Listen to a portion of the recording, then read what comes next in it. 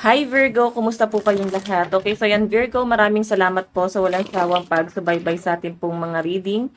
And kung ikaw ay bago pa lang sa ating channel, mag-subscribe na po kayo.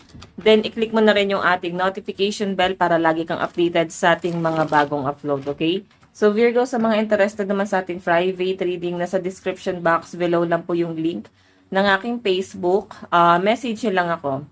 Okay, so by the way guys, maganda pa rin na alam yung inyong Sun, Moon, Rising, and Venus sign para sa iba pang guidance. So sa mga hindi nakakaalam kung paano malalaman ang kanilang Sun, Moon, Rising, and Venus sign, sa Google guys, type nyo lang birth chart tapos meron kayong isa-sign doon. Okay? Virgo, Sun, Moon, Rising, and Venus sign. Ano ba yung mga possible na ganap sa inyo this week, Virgo? Virgo.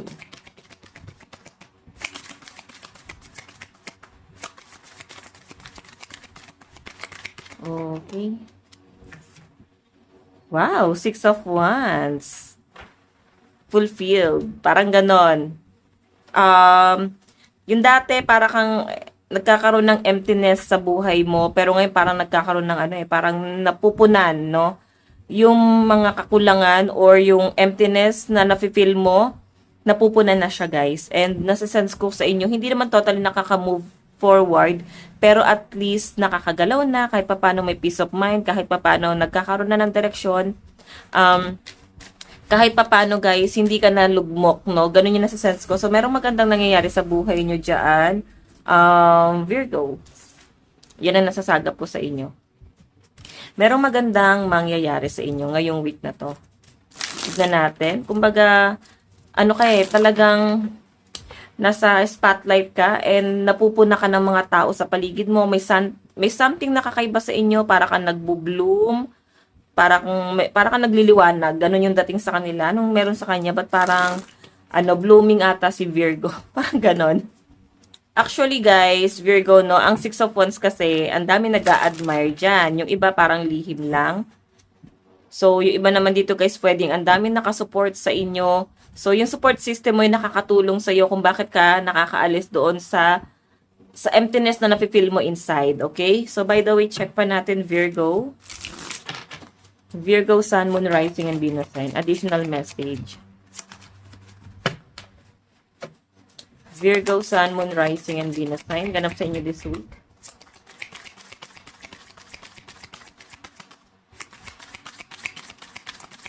Okay. May unti-unti ka nang na-adapt sa sarili mo, Virgo, eh. Kasi the Empress na to, oh. Blessing po si the Empress. So, unti-unti ka nang may na-adapt sa sarili mo. Unti-unti mo na nagsisink in sa inyo yung mga bagay-bagay. Nang isang bagay pala na mas pinagtuunan mo ng pansin ay isang ilusyon. Ngayon, unti-unti kang nagkakaroon ng recovery. Ang ganda ng nakikita ko dito, guys. Kasi nakikita mo na yung mga magagandang nangyayari or mga hindi mo napapansin before.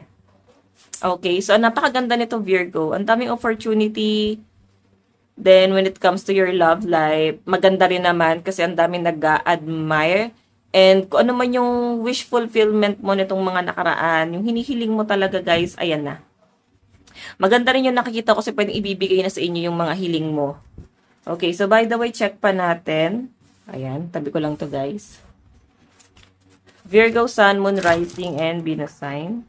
Additional message. Ang ganda nito guys, blessing to oh. Baka may paparating na bagong opportunity, may good news. Maganda to guys, lalo na pagdating sa inyong pera. Okay, harvesting to eh. So baka this week meron ka ng i-harvest, ano sa fruit of labor mo. Virgo, Sun, Moon, Rising, and Venus sign. Additional message. Oh, Four of Coins. Naku, hindi mo alam ano yung uunahin mo. Sobrang gulong-gulo ka pa rin. So, ibig sabihin, may moving forward na nangyayari. Pero ikaw talaga, no, pilit mong hinihiling sarili mo doon sa stress. Nag-overthink ka. May nakikita kasi akong opportunity paparating sa inyo. Pwedeng sabay-sabay yung opportunity darating. So, darating ka sa point na naguguluhan ka. Ano ba yung igagrab mo dito? Sa dami ng opportunity, possible na baka ma-overwhelm ka. Sa dami ng offer na paparating sa inyo, yun na nga, possible na ma-overwhelm ka dito, Virgo. Di mo na alam ano ikagrab mo. So, ano mangyayari? Kasi dahil nga naguguluhan ka, pwedeng dumating ka sa point na wala ka ng gustong ihakbang papalayo. Makukontento ka na lang kung nasan ka. Ganon yung possible na mangyari dyan. Pag ikaw ay nagpalamon dun sa stress or dahil nga nagkakaroon ka ng mga hesitation dito, siguro mas maganda na humingi ka ng advice, no? Sa ibang tao na may knowledge about that, 'di ba? Diyan sa situation mo. Virgo. Medyo may stress na nangyayari sa inyo, Virgo, lalo na pagdating sa career mo. Okay? Pwedeng may frustration, baka hindi mo na gusto yung ginagawa mo. Though enjoy ka naman, masaya ka naman sa ginagawa mo, hindi naman ganun ka-stress. Pero yung frustration mo siguro dito, parang na-absorb mo na pangmamaliit siguro galing sa ibang tao. So, ikaw parang ipapakita mo kung sino ka talaga. Papatunayan mo kung sino ka talaga. Okay? Parang prove them wrong. Parang mali kayo. Tingnan natin, Virgo. Virgo, Sun, Moon, Rising, and Venus sign. Meron tayong 8 of Swords. Tignan mo, stuck ka eh. Sabihin, in-stuck ka nila doon, nilubog ka nila doon, na parang tumatatak sa sarili mo na yung ilusyon na sinasabi nila para sa inyo, guys. Baka nga tama sila.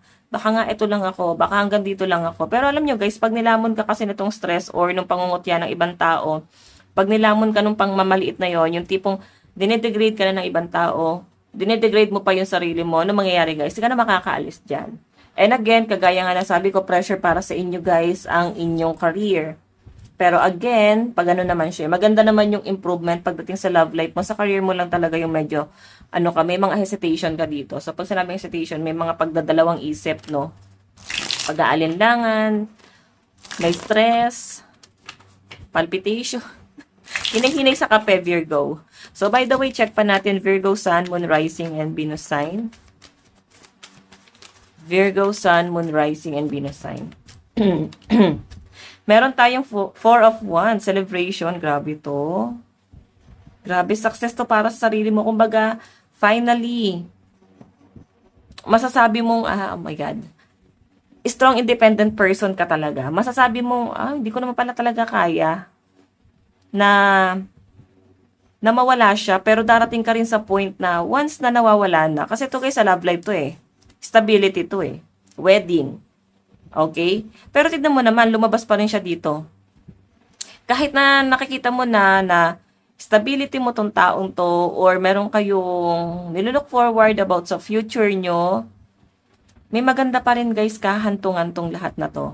So, ibig sabihin, nangyayari to kasi may ibig sabihin. Nangyayari to sa inyo kasi siguro para ma-realize nyo ano yung worth ng isa't isa, or at least makita mo kung ano yung worth mo din sa kabilang banda, 'di ba? So by the way, Virgo, tignan pa natin additional message. Advice, meron tayong be real. Ayan, pakatotoo ka lang, di mo naman kailangang magpanggap. Actually, gano'n naman ang mga Virgo, sobrang transparent, di para magpanggap yung mga yan. Hindi sila ganon, hindi sila marunong makipagplastikan, kaya nga observant yung mga yan, at sobra-sobra sila sa pag-a-analyze, to the point na nag-overthink na talaga. Organized din ang mga Virgo, sobra. Kaya pag may mga bagay na hindi tama or makakma sa mga plano nila, overthink malala. Okay, so by the way, Virgo, ito lang po ang inyong reading. Maraming salamat. God bless and love you all. Bye-bye.